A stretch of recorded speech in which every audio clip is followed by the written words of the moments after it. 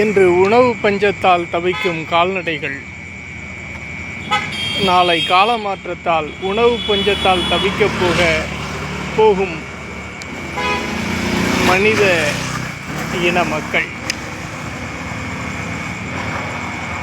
பன்மையில் தான் சொல்லணும், மனிதர்கள், மக்கள்னு. 6 அறிவு இருந்து 5 அறிவு ஜீவனை நாம் உணவுக்கு உரிய திட்டங்களை, 5 அறிவு ஜீவன்களுக்குரிய உணவு திட்டங்களை நாம் செயல்படுத்தவில்லை. அதற்குரிய மேய்ப்பு நிலங்களை நாம் பாதுகாக்கவில்லை. அதற்கு உணவு பஞ்சம் ஏற்பட்டு குப்பை தொட்டியிலே குப்பையிலே உணவெடுக்கிறது.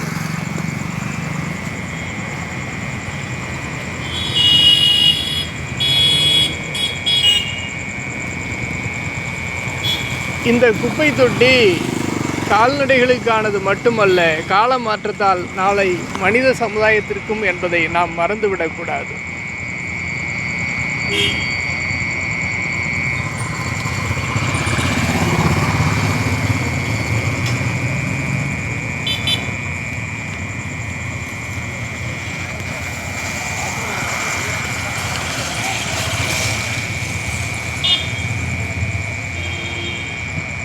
இறக்கப்பட்டு பேசுவதனால் ஒரு விடிவும் ஏற்பட்டு விடப்போவதில்லை.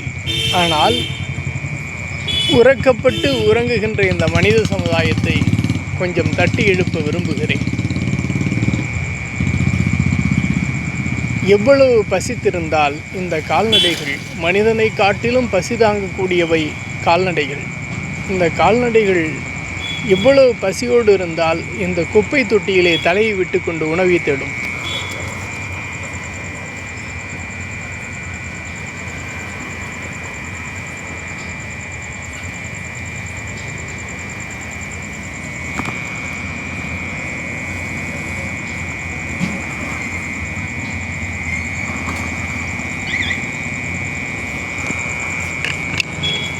பல வீடுகளில் அடித்து விரட்டப்படும் கால்நடைகள் வெளியே சொல்லாமல் துடிதுடித்து இறப்பதும் உண்டு, துடிதுடித்து இருப்பதும் உண்டு.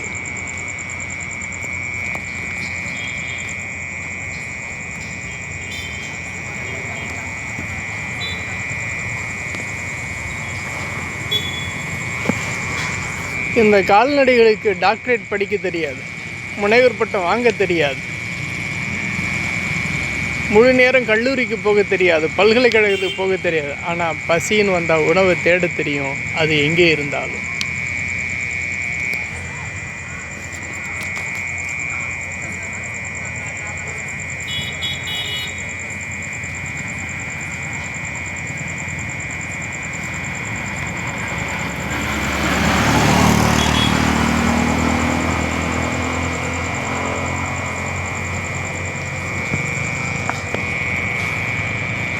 இதுவரை இந்தியாவில் ஆட்சி செய்தவர்கள், இந்த உலகத்தின் ஒவ்வொரு நாட்டிலே உள்ளவர்கள் ஆட்சி செய்தவர்கள்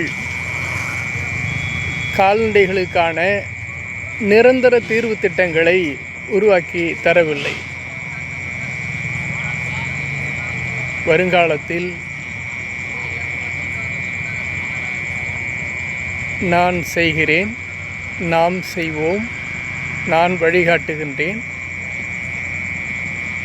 பொறுத்திருங்கள்.